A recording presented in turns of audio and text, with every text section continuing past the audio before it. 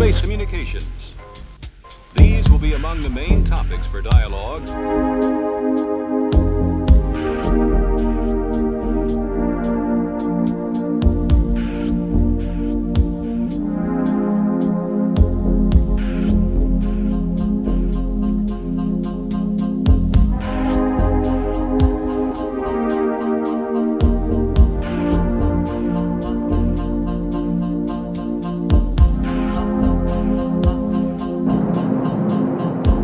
Getting rained on now with volcanic ash that's been brought down by a very light drizzle.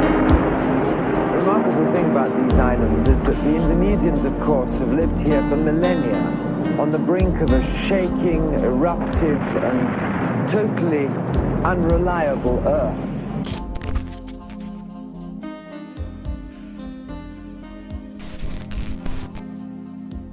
Lawrence, thank you for coming on.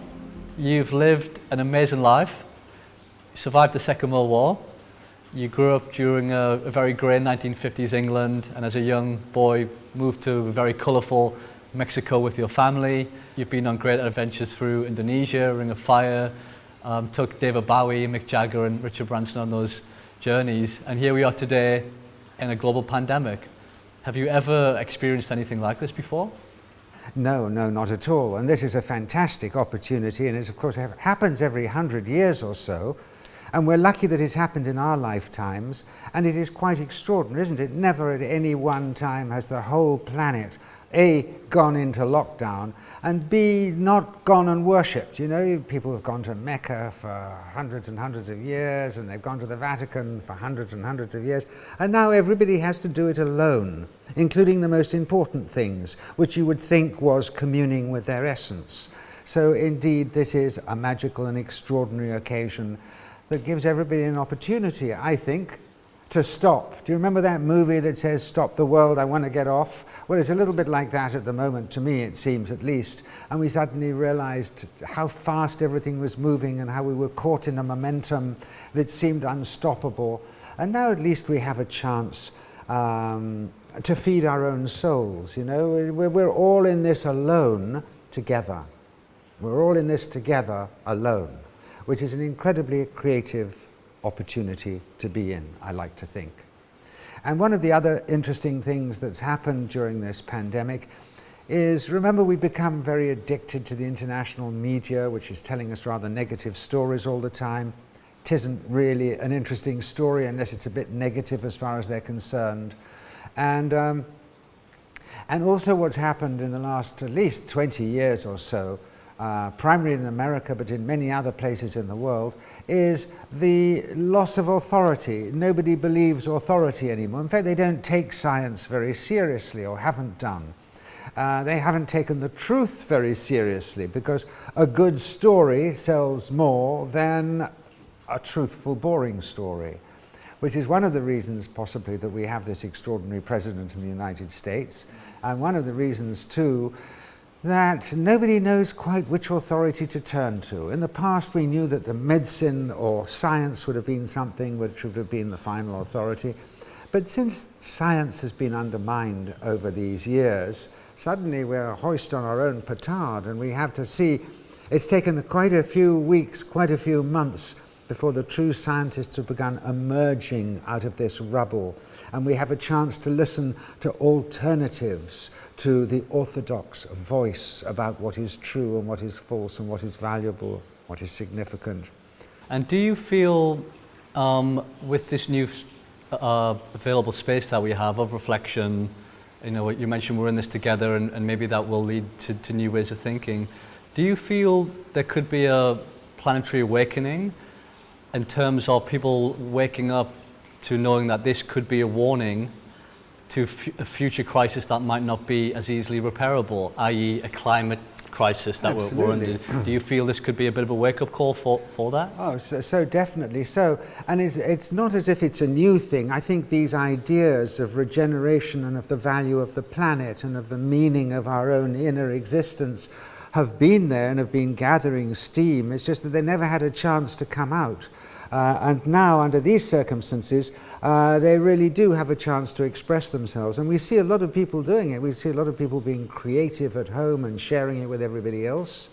And we also see how all these creatures are coming out and inhabiting their world now that we've left them alone. We've seen how the environment has got so much cleaner in such an amazingly short period of time. I've just been reading it's like 17% cleaner air than it was globally like just a few months ago. So we can see in a way how quickly things revert back to the natural state without our hysterical interference. And it isn't as if they're new ideas that are about to be seeded. These have been seeded already. They were seeded in the 60s. Arguably, they were seeded at the turn of the century. In the 1800s, people began realizing that the path of science was rather a negative one by itself. It could be entirely destructive of the planet. Whereas we now have every reason to show ourselves just how much we have lost in the last 100 years. In terms of tribal peoples and creatures and the purity of the waters and things like that. We couldn't be at a better time to have a lockdown. Couldn't be better timing now than having this coronavirus attack us all. Okay, so that's an interesting point in regards to how quickly nature is repairing itself. And of course, all of the answers do potentially lie in nature. The fundamentals of us being humans, we're part of nature. It's something we've maybe forgotten a little bit along on our journey, that the fact that we are all interconnected, not just within ourselves as humans, but to nature and the order of things. Yes. Do you feel it's time to maybe look a little bit closer again at nature and what we can learn? Absolutely. In I mean, it's only forward? amazingly recently that we have seen ourselves as animals again. For at least since the beginning of the Industrial Revolution, we decided we weren't animals. We were a cut above the animals, supported by our religious literature that we weren't animals. But in fact, it's become quite clear that we are animals and part of everything else, and that we can't control nature quite as much as we think we can.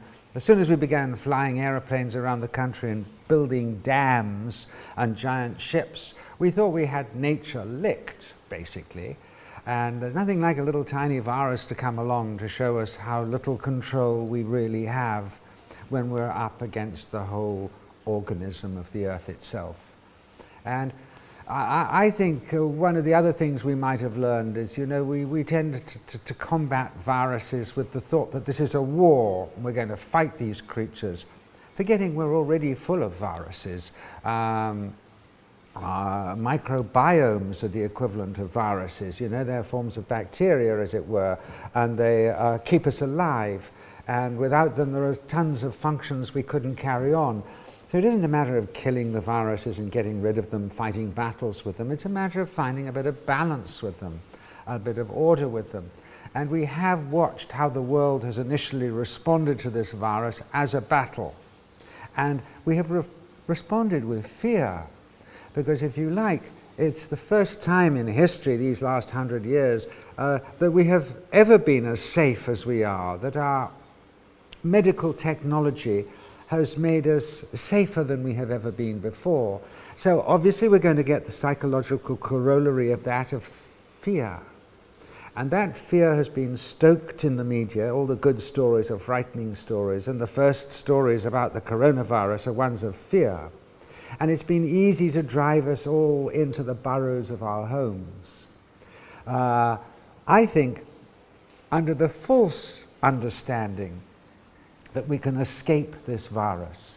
But when you figure that, for instance, the Lapps in Lapland, even those who've never traveled in an aeroplane and who know nobody else who've traveled in an aeroplane, something like 70% of them have this virus, and that something like 65% of all the wild wolves in the Yellowstone National Park also have this virus, why do we think that wearing a mask and staying at home is going to prevent us from this?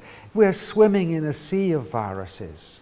So the best thing to do, yes, okay, we will lose the old and the weak, but when haven't we? Since the dawn of time. The other problem about controlling nature, that false illusion that we control things, has been that we can control death, that it never really gets us. We've avoided that whole business of death. and we still try and avoid it. And it's extraordinary in a way that, you know, our fear of terrorism is what has made international plane travel absolute misery for the last 10 years. Whereas it might be time to realize that life has always been a bit of a risk. It's worth taking a little bit more of a risk if one wants to live with broader horizons. It's interesting, the subject of death, and how in the West we do fear death. No one really thinks about it or tries to sort of, we always sort of imagine that we'll never die in many cases. But here in Bali it's different. People almost sort of, not that they celebrate death, but they view death as a sort of gateway to the next passage. Definitely. And you've travelled a lot extensively around the whole world, but particularly Indonesia, which was well documented in Ring of Fire. What lessons do you think we can learn from those ancient tribes and those ancient civilizations in terms of how they live with nature, their outlook on death and life? And do you feel there's something which we can look back upon and bring into our modern lives? Yes, because the tribal peoples are the last of the living peoples who have a memory of how we have all lived since the beginning of time, which is recognizing that we are animals, that we're part of the animal community, and that other animals have special contributions to our life, and they can be spirit guides and things like this. Wonderfully alive in the tribes of Indonesia, at least until the 70s and 80s. And I think, too, the complete difference between the way the Indonesians say, not even the tribal people, but the local people in Bali think, as opposed to us Westerners, is that in the West we try to control things. I mean, it always amazed me when I was commuting between my house in LA and my house in Indonesia. When I was back in LA, my television was always telling me how to close off my house, how to protect it, how to use poisons to kill any incoming creatures. Whereas back in Bali, we weren't even allowed to move into a new home before the spiders and the geckos had moved in first. So one is the way of control, and the other is the way of surrender. And they're both useful, they're both necessary at different times. But when it comes to a massive global virus like this, Corona-19, I think there's a lot to be learned from the way of surrender, because that is the soonest way that you're going to get herd immunity. Yes, people are going to die, but sorry, that is the way it works. So we have a lot to learn from these people about our subordinate state in this naturally balanced ecology of the planet. And another thing on this subject of nature, another thing that we may have forgotten is the fact of what nature gives us medicinally, whether that's in the form of plants. I mean, mushroom is one area which I'm particularly fascinated in at the moment. Yes. Not only as a medicine, but also as a gateway of different ways of thinking or different realities. Have you got much history or knowledge on that subject? Well, a little bit, because I was a great fan and I was a telephone friend of Terence McKenna, who is the great guru of really transformational thinking through mushrooms, as you know, through psychedelic mushrooms, admittedly, even though there are many other uses of mushrooms now, as you say, as building materials and all sorts of things.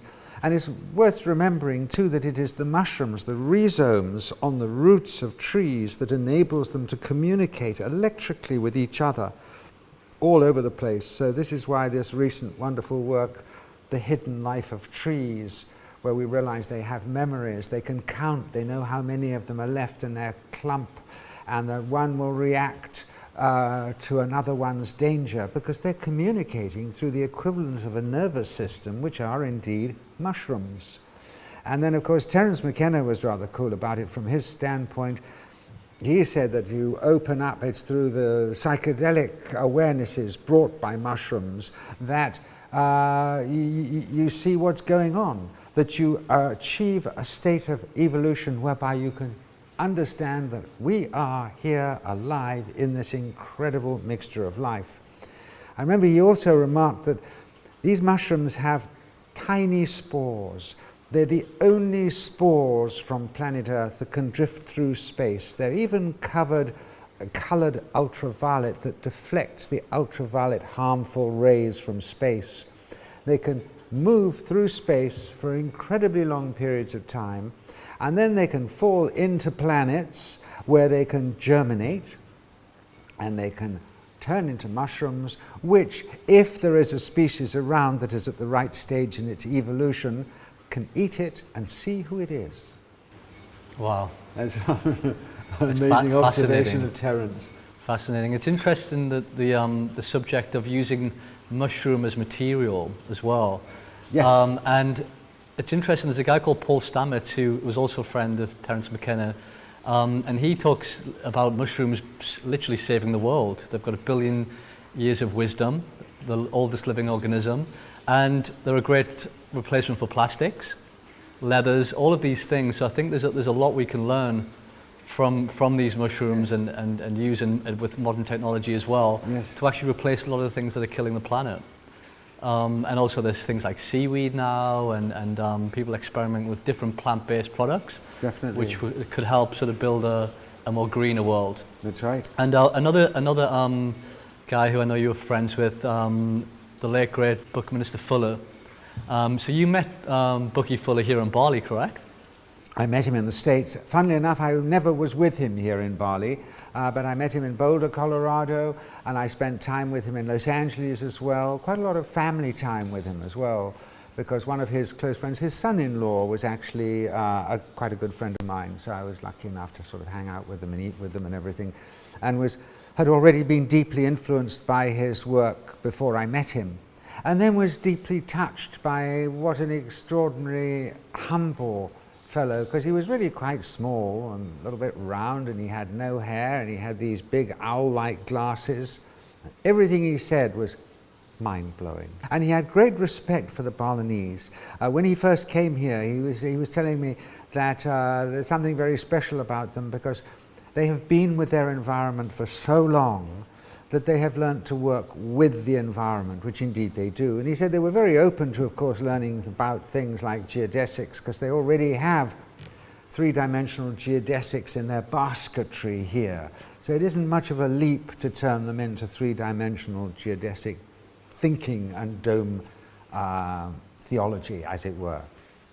And do you think, because almost the Balinese have literally just in everyday life been making sacred geometry in baskets, in weaving, in fabrics, do you think this is just because they're closer to nature, or do you think there's a deliberate way or a deliberate meaning behind why those patterns are significant in daily life here? Where do you think that sort of stems from? I think it stems from nature, because nature itself follows certain environmental, ecological, structural laws, which in a way is all Bucky Fuller pulled out and developed.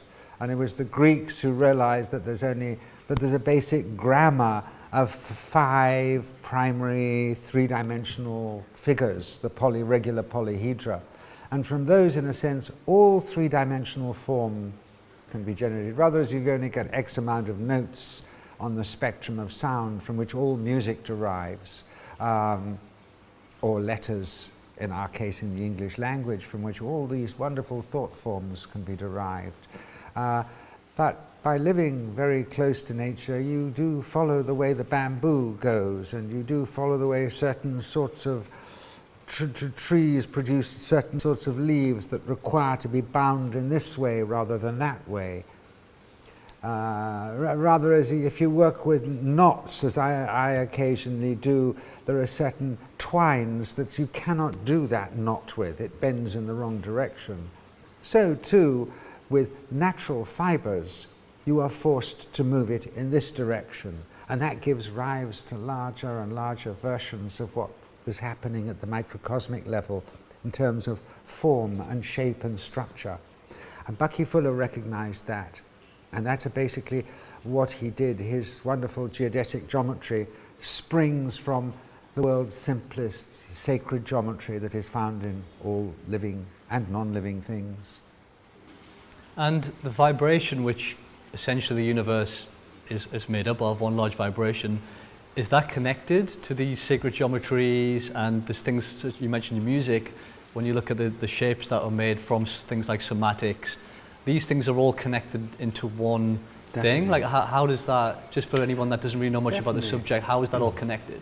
Well, you even the Greeks discovered that the proportions at which you stop a vibrating string are related to the mathematical proportions of certain numbers that go into each other.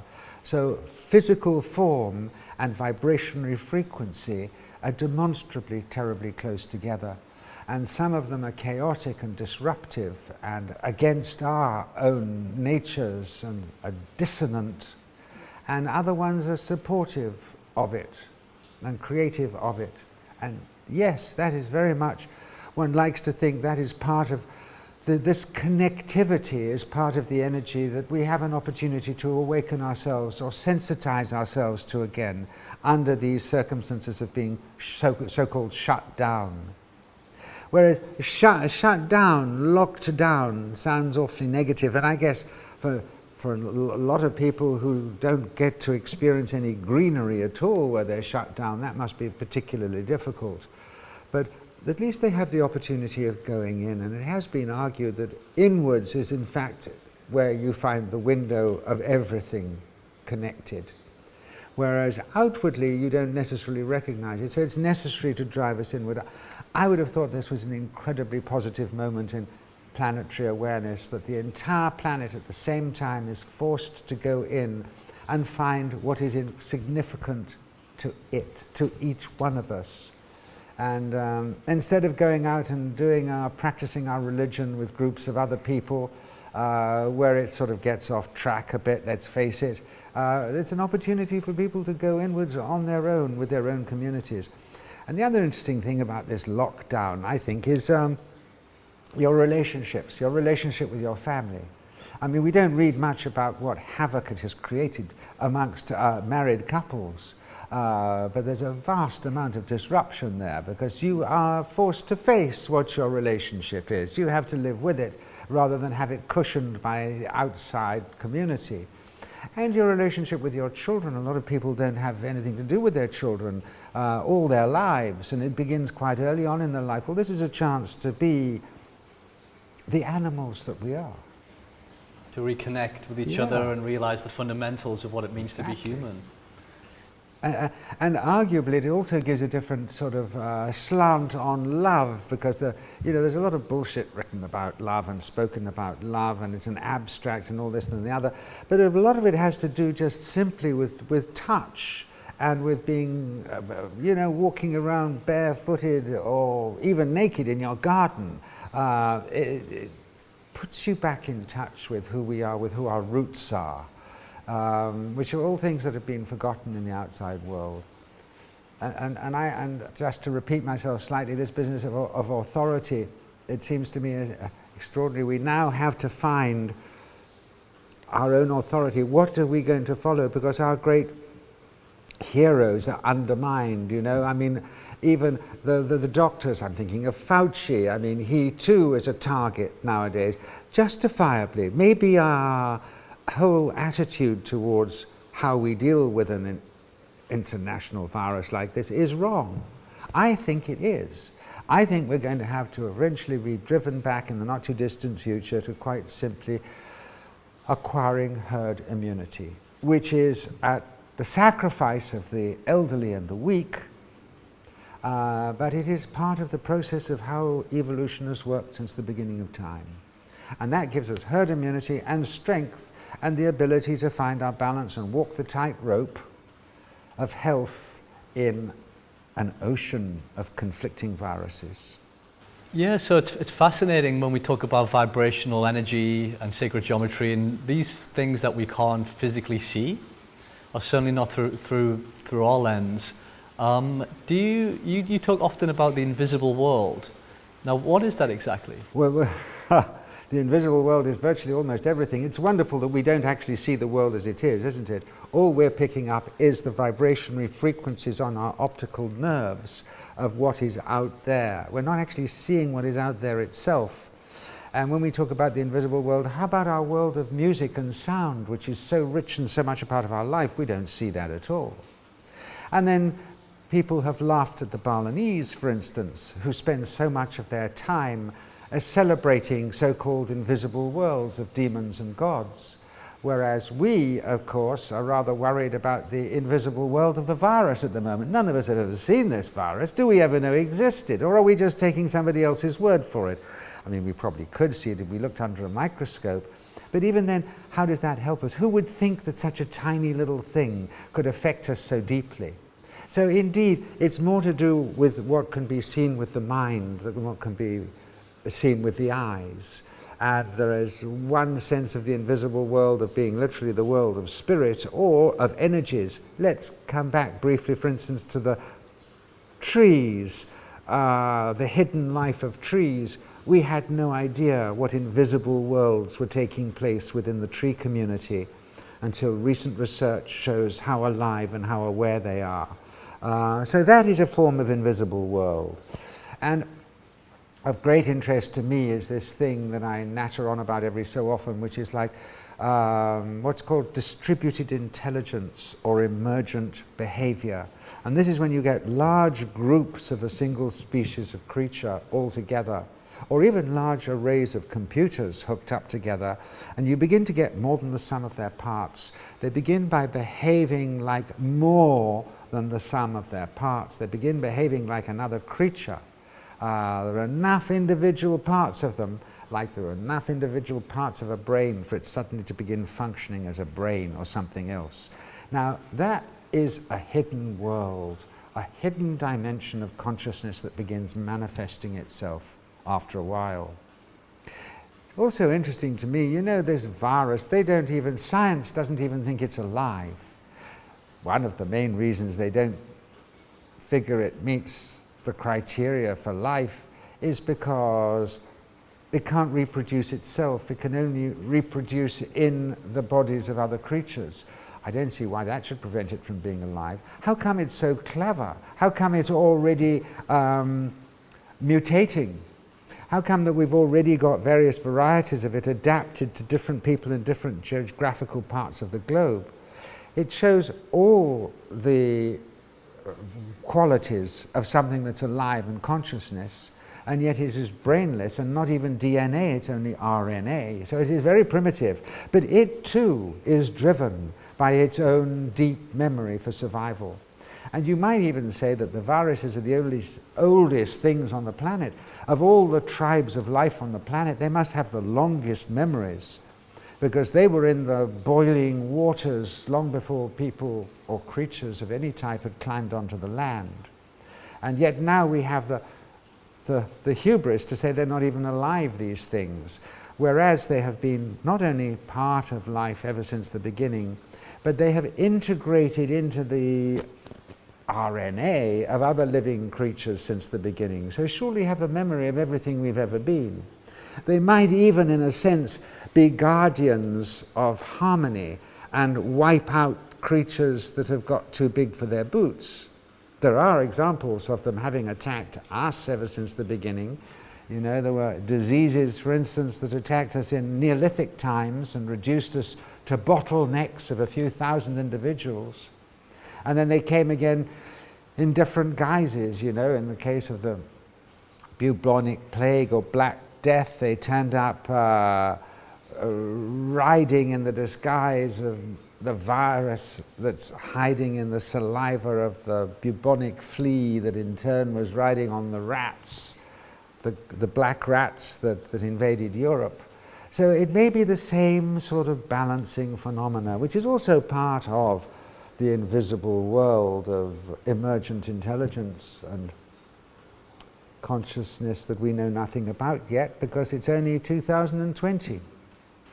So it's very much the natural rhythm of nature, which we almost have to accept and just get on with. And so yes. Yeah.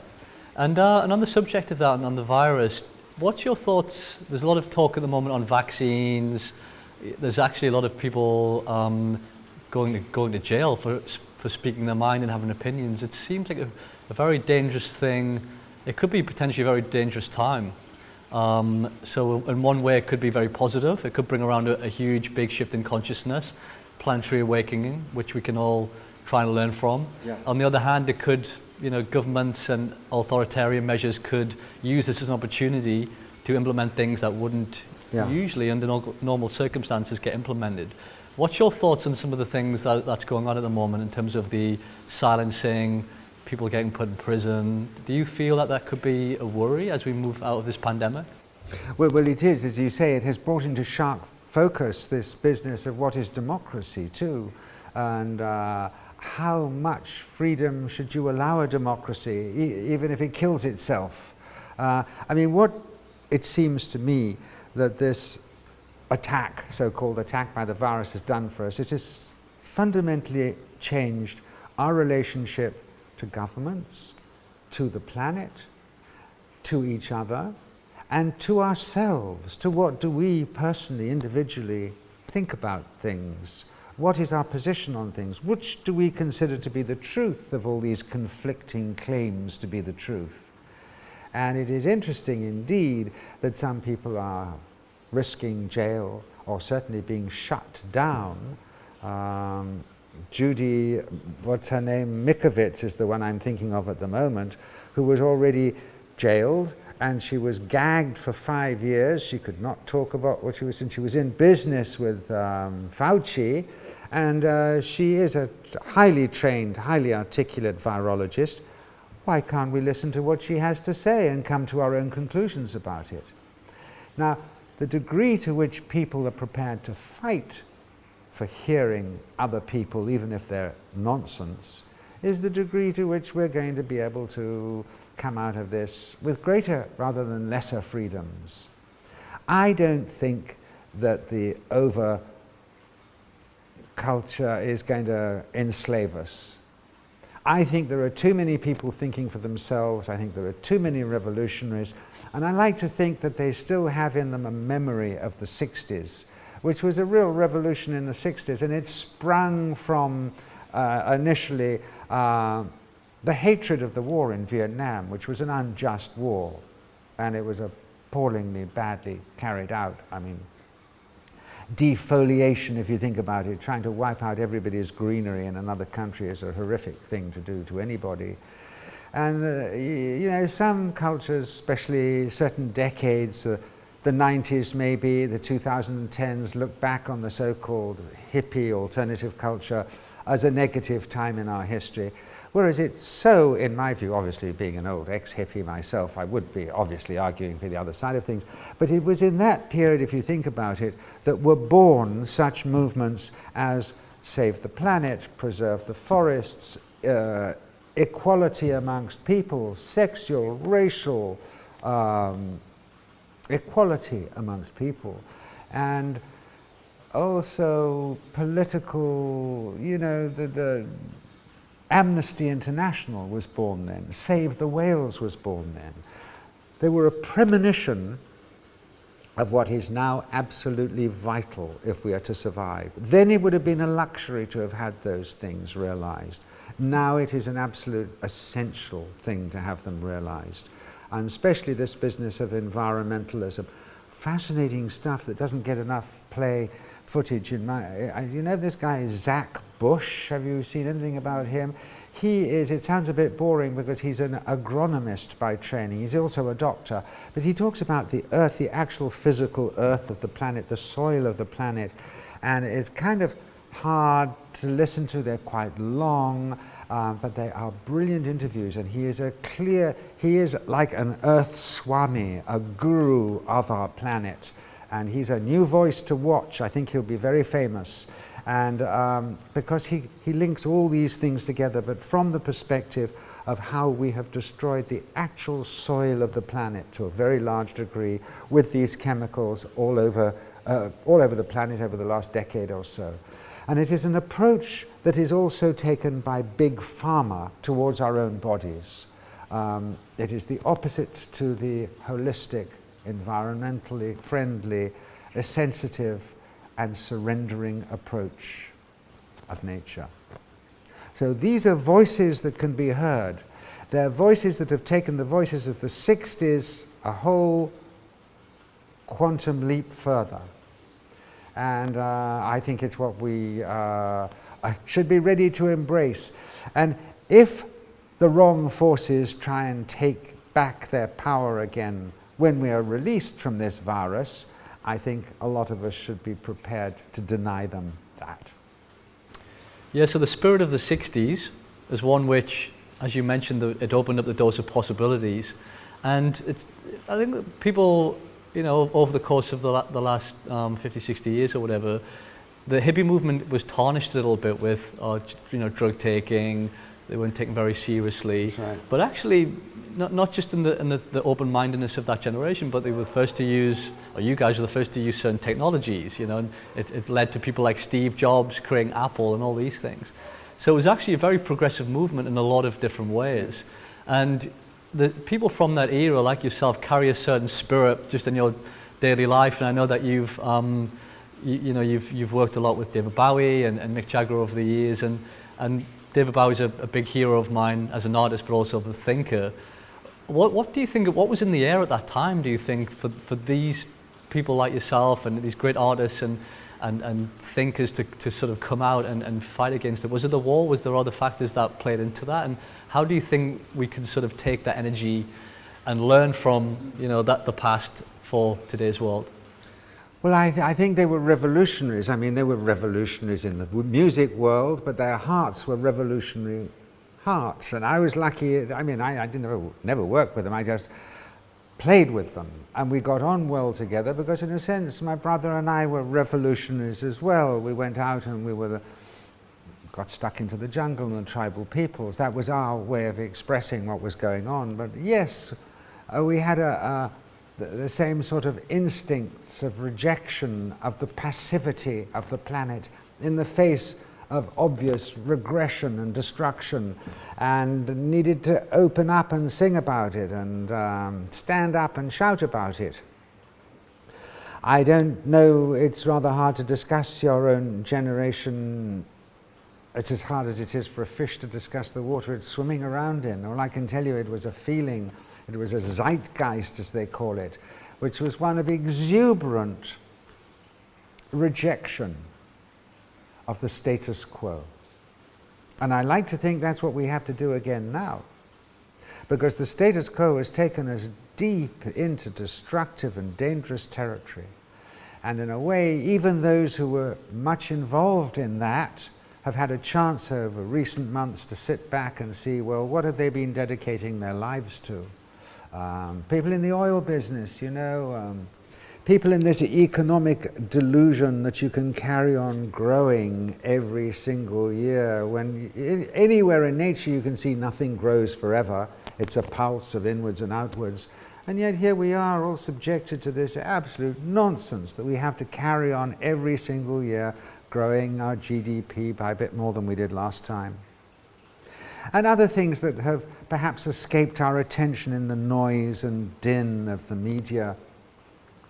Like, we haven't heard much about the population of the planet recently. Why do people not talk about how overpopulating we were becoming? It was a big deal to talk about that in the 60s. Population bomb, there were big things. But now nobody really mentions it. Why? Well, I'm not going to tell you why, because I think everybody should begin exploring for themselves why. Why are things kept quiet? Because there are big interests that are concerned in us not concentrating too much on really vital truths.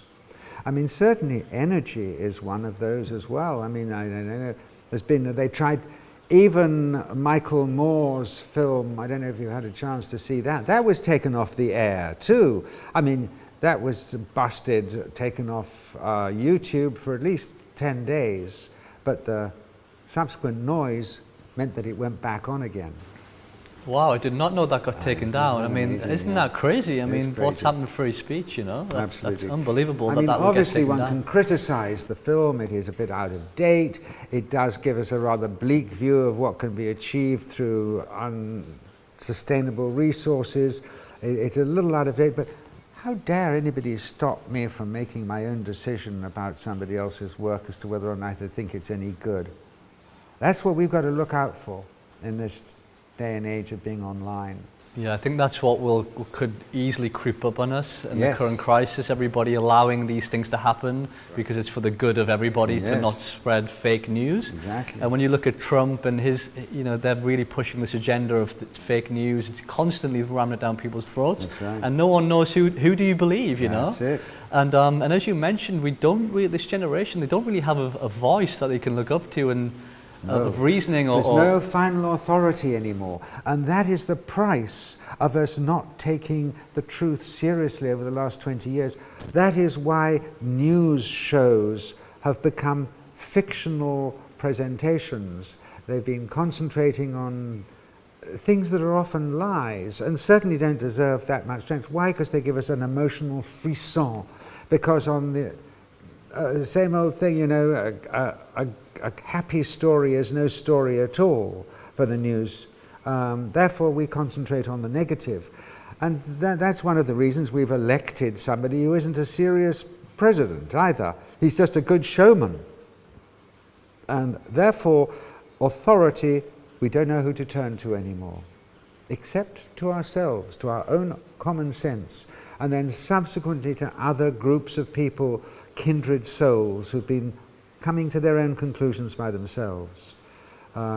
Which is another reason to not allow anybody to stop us from reading or viewing whatever we damn well like.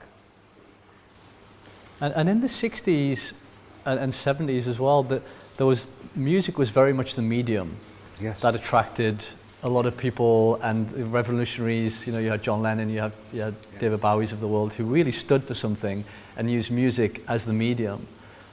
Here we are today, where there's some great music being made, don't get me wrong, but it hasn't got that same feeling of it being new or progressive or any way. Do you feel that there'll be some sort of new medium that will potentially... With the arts, not only music, but a lot of the arts in the movie business, which I'm in, it has been managed by money people. It has been controlled by the non-artists, because they consider that to be more important than the art itself.